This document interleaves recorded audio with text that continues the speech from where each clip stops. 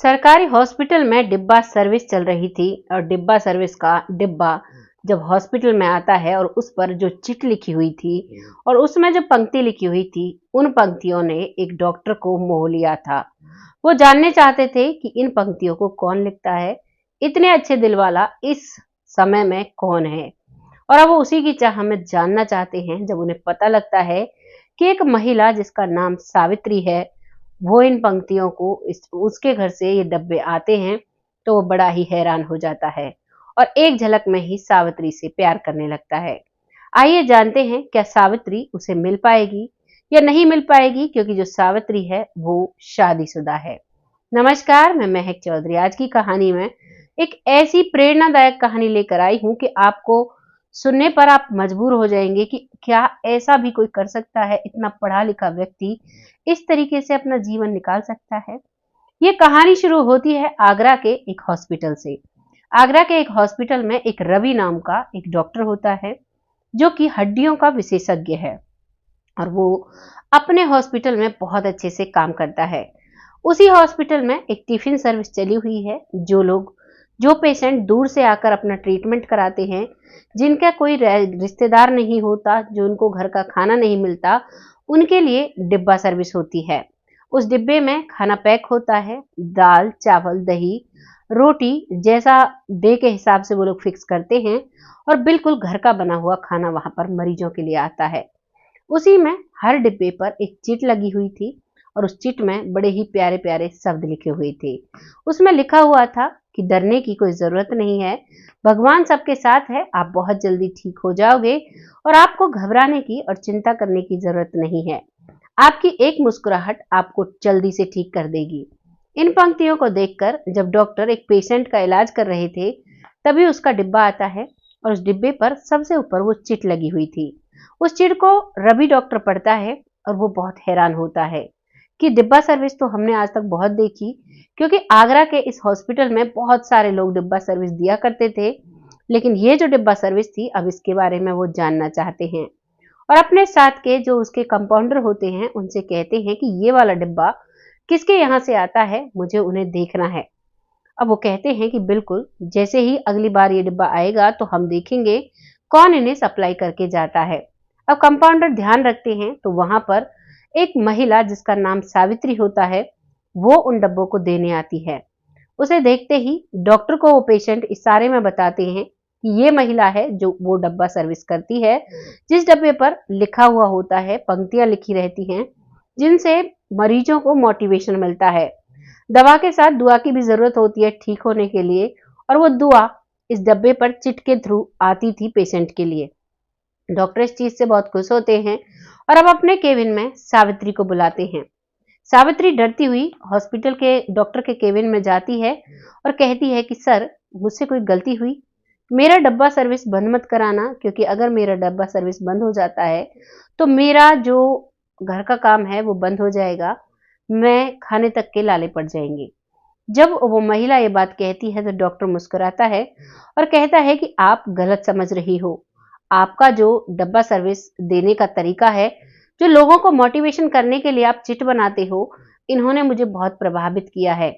मैं जानना चाहता हूं कि आप कैसे लिखते हो, आपके दिमाग में ये सोच कैसे आती है। इस पर सावित्री मुस्कुराने लगती है और कहती है कि सर, ये जो पंक्तियां लिखते हैं ये मेरा बेटा लिखता है, मैं ये पंक्तियां नहीं लिखती। अब डॉक्टर कहने लगता है कि वाकई में मुझे लग तो रहा था कि एक बच्चे की इतनी कोमल सोच हो सकती है, लेकिन जब मैंने आपको देखा तो मैं भी ये सोच रहा था कि हो सकता है आपने लिखा हो। तो वो कहते हैं कि मैं आपके बेटे से मिलना चाहता हूँ और वो सावित्री से कहते हैं कि कल तुम अपने बेटे को जरूर लेकर आना, मैं इंतजार करूंगा तुम्हारे बच्चे को देखने के लिए। और अब दूसरा दिन होता है। सावित्री अपना टिफिन तैयार करती है, जो उसके ऑटो में रखती है, जितने भी टिफिन उसे देने थे, और साथ ही साथ अपने बेटे आर्यन, जो कि 8 साल का था, उसे भी लेकर आती है। आते ही सबसे पहले वो उस डॉक्टर के केबिन में जाती है और वहां पर आर्यन को छोड़ती है। आर्यन को देखते ही डॉक्टर मुस्कुराने लगते हैं और पूछते हैं, क्या तुम ही ये पंक्तियां लिखते हो? तभी आर्यन कहता है, हाँ सर, मैं ही ये पंक्तियां लिखता हूँ। तो सर पूछते हैं कि तुम्हें इन्हें लिखने की प्रेरणा कहाँ से मिलती है? तभी आर्यन आंखों में आंसू लाए कहता है कि सर, जब मैं छोटा था तो मेरे बाबा हॉस्पिटल में थे। मेरे बाबा का एक्सीडेंट हुआ था। उस समय मुझे लिखना नहीं आता था, लेकिन मैं मन ही मन बहुत बातें सोचता था। शायद ऐसी चिट मेरे बाबा को मिल जाती तो आज मेरे पापा मेरे साथ होते। जैसे ही ये बात आर्यन कहता है तो डॉक्टर समझ जाता है कि आर्यन के पिता नहीं है। आर्यन की माँ जो है वो एक सिंगल मदर है, और जो डॉक्टर थे, रवि डॉक्टर, वो उसे अपना दिल दे बैठे थे। जो आर्यन की माँ थी यानी सावित्री, वो इतनी सुंदर थी कि देखते ही मनमुग्ध हो जाए इंसान। इतनी सुंदर, पतली, लंबी, गोरी चिट्टी और बहुत ही शांत स्वभाव वाली। डॉक्टर उसे पसंद करने लगते हैं, लेकिन अब उन्हें डर था कि कहीं ऐसा ना हो उन्हें बुरा लगे। उनके पति का कब एक्सीडेंट हुआ है मुझे तो ये भी नहीं पता। अब आर्यन से वो बहुत सारी बातें करते हैं, उनके परिवार के बारे में जानते हैं।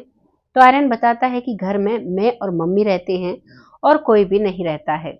अब डॉक्टर मोटी मोटी सारी बातें जान चुके थे। इतने में ही सावित्री आ जाती है अपने सारे टिफिन को सबको सर्व करके, और अब आती है और कहती है कि सर, क्या अब हम जा सकते हैं? तभी डॉक्टर कहता है कि आर्यन बहुत प्यारा है, तुम्हारा बेटा वाकई में बहुत अच्छा इंसान बनेगा। इस बात पर सावित्री मुस्कुराने लगती है। तभी डॉक्टर कहता है कि सावित्री जी, मुझे माफ कीजिएगा, मैंने तुम्हारे बारे में कुछ पर्सनल डिटेल्स जान ली हैं, उनके लिए मुझे क्षमा कीजिएगा। मुझे नहीं पता था कि आपके पति इस दुनिया में नहीं हैं, और मुझे ये भी नहीं पता था कि आपकी शादी हो चुकी है। जब मुझे पता चला कि आपका ये बेटा है, दरअसल 3-4 दिनों से मैं आपको देख रहा था और मैं चाहता हूं कि मैं आपकी मदद करूं। इस बात को सुनकर सावित्री कहती है कि सर, मुझे मदद की जरूरत नहीं है, बस आप मेरे जो डिब्बे हैं इनको लगे रहने दीजिए हॉस्पिटल में, बाकी मैं अपने घर का काम खुद से चला लूंगी। आप परेशान मत हो, क्योंकि मैं एक सिंगल मदर हूँ, मेरे हस्बैंड इस दुनिया में नहीं हैं। लोगों की नजरें बदल जाएंगी अगर आप मेरी मदद करोगे तो। मैं किस तरीके से लोगों को फेस कर पाऊंगी, क्योंकि लोग बातें बनाने में माहिर होते हैं। डॉक्टर भी इस बात को समझते हैं और अब वहां से दोनों माँ बेटे चले जाते हैं। डॉक्टर उन्हें देखता रह जाता है। वो महिला डेली उस हॉस्पिटल में आया करती और वो रवि डॉक्टर डेली अपना कामकाज छोड़कर उस महिला को देखा करता। यही सिलसिला चलता है, लेकिन अब आर्यन बड़ा हो रहा था और अब आर्यन को जिस भी चीज की जरूरत पड़ती, कई कई चीजें ऐसी हुआ करती जिन्हें उसकी माँ पूरा नहीं कर पाती है, तो डॉक्टर रवि उनकी मदद किया करता है। और अब आर्यन की माँ भी मदद ले लिया करती है, क्योंकि बच्चे का स्कूल्स में एडमिशन, क्योंकि उसका बेटा एक बहुत बड़े प्राइवेट स्कूल में पढ़ रहा था, क्योंकि इसका पिता इसे बहुत प्यार किया करता था, और जिस स्कूल में इसका एडमिशन कराया था उसी स्कूल में अब तक भी वो पढ़ रहा था। भले ही सावित्री के पास पैसे नहीं थे, लेकिन अब सावित्री जी तोड़ मेहनत करती है, टिफिन सर्विस को बढ़ाती है, साथ ही साथ डॉक्टर रवि से भी मदद लेने लगी थी। धीरे धीरे वो बच्चा 10वीं क्लास में आ जाता है और अब आर्यन समझने लगता है कि जो अंकल हैं, रवि अंकल, वो मेरी मम्मा से प्यार करते हैं। और इसी बात को कई बार आर्यन ने अपनी मम्मा को बोला कि मम्मा, मुझे रवि अंकल जैसे पिताजी चाहिए, आप रवि अंकल से शादी कर लीजिए तो हमारा परिवार पूरा हो जाएगा। लेकिन सावित्री उसे डांट देती है और कहती है कि अब की बार तूने ये एक भी बार कहा तो फिर अच्छा नहीं होगा।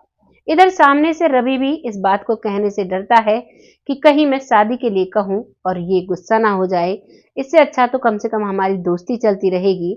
वो उसे देखकर ही बहुत खुश हो जाया करता था, मन ही मन बहुत प्यार भी करता है, लेकिन अब वो कुछ कह नहीं सकता है। धीरे धीरे वक्त निकल रहा है और अब जो आर्यन है वो कॉलेज जाने लगा है। बहुत अच्छे नंबरों से वो पास होता है और जो डॉक्टर रवि है उससे बिल्कुल ऐसे रहता है मानो उसके पिता हों। अपनी हर छोटी बड़ी बात डॉक्टर रवि से शेयर करता है। इधर डॉक्टर रवि के परिवार वाले कई बार कह चुके कि बेटा शादी कर लो, लेकिन डॉक्टर रवि शादी नहीं करते हैं। वो अभी भी उन्हीं का इंतजार कर रहे हैं। आर्यन कॉलेज जाकर आगे हॉस्टल में रहने लगता है। इधर सावित्री देवी अकेली रह जाती है, लेकिन फिर भी वो डॉक्टर रवि से कोई भी ऐसा रिश्ता नहीं रखती हैं। बस दोस्ती का रिश्ता है, एक दूसरे की मदद करते हैं। और इसी तरीके से इधर सामने से जो महिला है सावित्री, वो भी कहीं ना कहीं रवि को चाहती है, लेकिन जो संसारिक नाम होता है पति पत्नी का या फिर ऐसे साथ रहने का, वो कोई भी इस रिश्ते को उन्होंने नाम नहीं दिया। एक दूसरे को दूर दूर से प्यार करते हैं और प्यार में ही अपना त्याग कर आराम से रहते हैं और अपने सारे कामों को करते हैं। इधर डॉक्टर रवि है, वो अपने माता पिता की सेवा करता है, इकलौता बेटा है। और इधर सावित्री है, जिसका एक ही बेटा है, वो अपने बेटे की पढ़ाई पर पूरा ध्यान देती है, बचा कुचा टाइम अपने घर के कामकाजों में लगाती है। इसी तरीके से दोनों की ये लव स्टोरी चल रही है। अभी तक उनकी शादी नहीं हुई है, आगे न जाने होगी या नहीं होगी, क्योंकि सावित्री का बेटा अब हॉस्टल में रहने लगा है। उनकी उम्र भी करीबन, डॉक्टर की उम्र करीबन 45 साल है और जो महिला है उसकी उम्र करीबन 42 साल है। दोनों उम्र के उस पड़ाव पर हैं। अब शादी करना तो मुश्किल ही है। जब उम्र के उस दौर में उन्होंने शादी नहीं की, तो अब क्या ही शादी करेंगे। लेकिन रियल में उनका जो प्यार है वो बहुत ही सच्चा है। एक दूसरे के लिए बहुत ईमानदार हैं और एक दूसरे की बातों को बिना कहे समझ जाते हैं। असलियत में ये प्यार होता है। लोगों ने प्यार को एक ड्रामा बनाकर रख दिया है, बस शारीरिक भूख बनाकर रखते हैं। आज इससे प्यार है, कल उससे प्यार है। प्यार करना है तो कोई इनसे सीखो, जो एक दूसरे की मदद करते हैं, एक दूसरे से प्यार करते हैं, लेकिन आज तक भी दोनों एक साथ कहीं नहीं रहे। आपको इस कहानी को सुनकर क्या लगा है, अपनी राय कमेंट बॉक्स में लिखिएगा, लोगों के साथ शेयर करिएगा। बहुत जल्द ऐसी ही किसी अच्छी और सच्ची स्टोरी के साथ आती हूँ। तब तक खुश रहें, आबाद रहें, अपना और अपने परिवार का ख्याल रखें। जय हिंद, जय भारत।